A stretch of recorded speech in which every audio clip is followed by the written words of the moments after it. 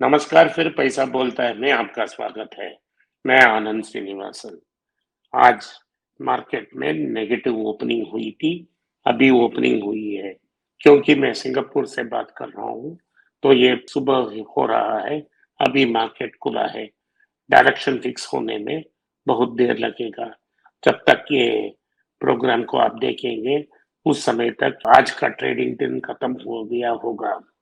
अगर मार्केट में गिरावट है और जो पटाखे की लिस्ट के बारे में मैं बात करता हूँ, उसमें आपका पसंदीदा कुछ स्टॉक हो, तो आप उनको कंसिडर कर सकते हो। आज प्राइमरली ग्लोबल मार्केट्स के कारण ही कुछ करेक्शन है, लेकिन ये करेक्शन परमानेंट नहीं है, क्योंकि म्यूचुअल फंड्स के पास बहुत ज़्यादा पैसा है, वो मार्केट में एंटर होकर खरीदेंगे। आज का पहला शॉकिंग न्यूज़ ये था कि हिंडनबर्ग ने एक रिपोर्ट जारी की थी, सुपर माइक्रो नाम का एक सर्वर कंपनी ने। उसपे उन्होंने बहुत सारे एलिगेशंस किए हैं अकाउंटिंग इरेगुलरिटीज के बारे में। इसके कारण सुपर माइक्रो स्टॉक में 30% की गिरावट आई थी। लेकिन अमेरिका में ने कोई नहीं कहा कि सुपर माइक्रो गद्दार है, देशद्रोह है, ये सब किसी ने बात नहीं की। किसी पॉलिटिशियन ने बाहर आकर कमेंट नहीं की। सिर्फ ये हुआ कि एसईसी इन्वेस्टिगेशन शुरू की, मार्केट में दाम कम हुआ, बिजनेस एज यूजुअल चली गई।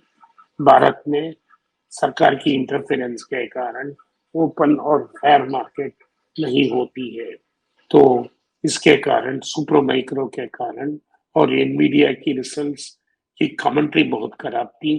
रिजल्ट्स बेहतरीन थी, एक्सपेक्टेशंस से बेहतर थी, लेकिन आने वाले का समय में उनका नया चिप में होने वाला प्रॉब्लम्स के कारण एनवीडिया की प्राइस में 2.5% की करेक्शन हुई।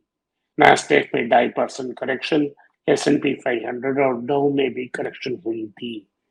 सोने के दाम में कुछ गिरावट थी। इन सब के कारण जब मैं बात करने के लिए तैयार हो रहा था, तो निफ्टी में 25 पॉइंट की गिरावट थी, सेंसेक्स में 75 पॉइंट और बैंक निफ्टी में 120 पॉइंट की गिरावट थी।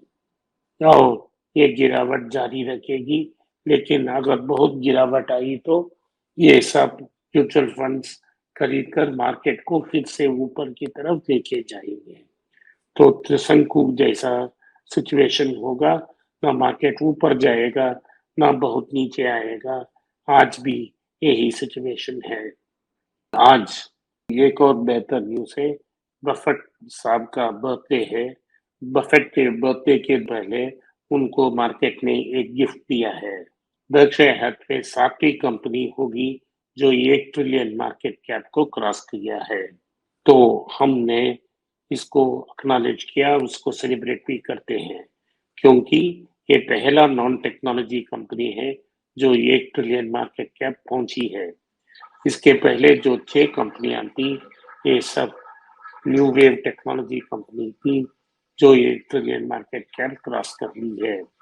तो जब 1 ट्रिलियन को डिसाइसिवली क्रॉस कर देगी, वही रहेगी, क्योंकि ये एक डाइवर्सिफाइड कॉन्ग्लोमरेट है। हमारे जो यूएस की फॉलोअर्स हैं, उनको हमने बहुत बार सलाह दी कि आप बर्कशायर हैथवे को कंसिडर करें।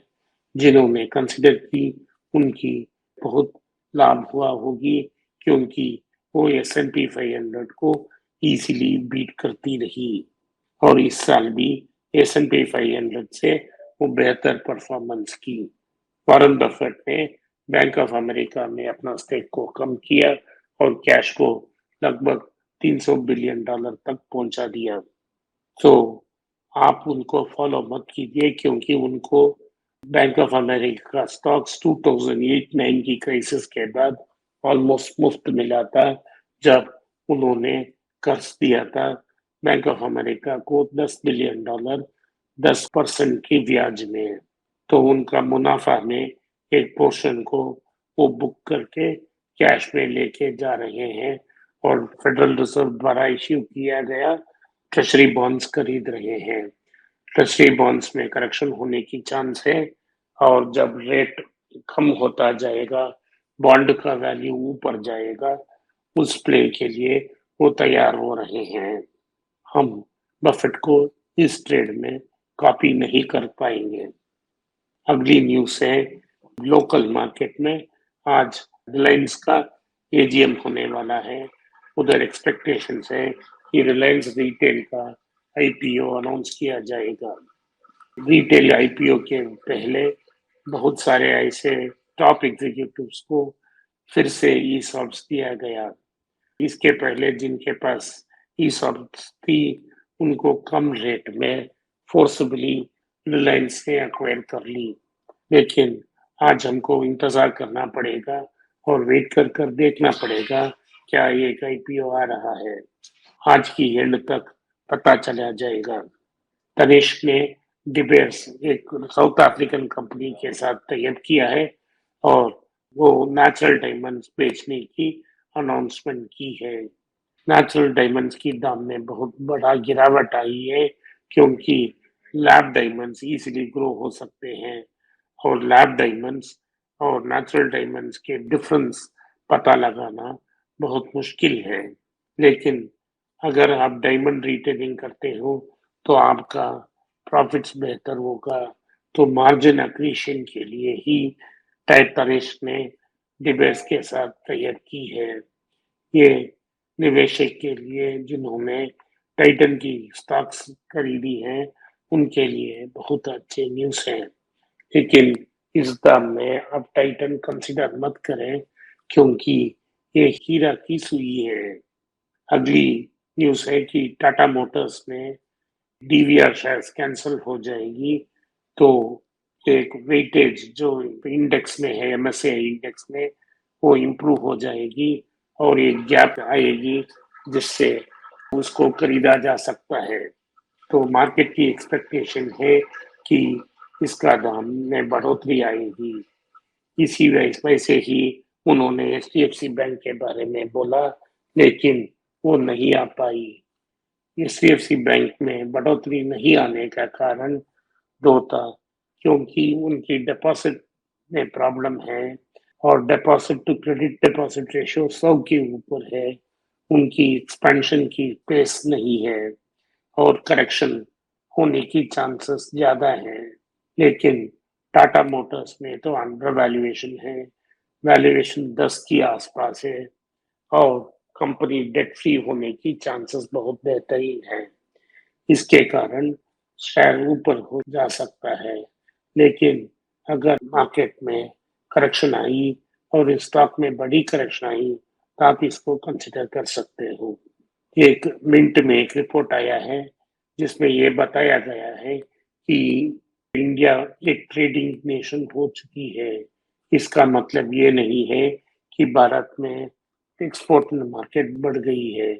इसका मतलब है कि यंगस्टर्स जो 30 साल के कम हैं वो इंट्राडे ट्रेडिंग में और एफ एंड ओ ट्रेडिंग कर रहे हैं और जो इंट्राडे ट्रेडिंग कर रहे हैं उनमें से 70% नुकसान में हो रहे हैं और जो एफ एंड ओ में कर रहे हैं वो 90% के ऊपर नुकसान कर रहे हैं।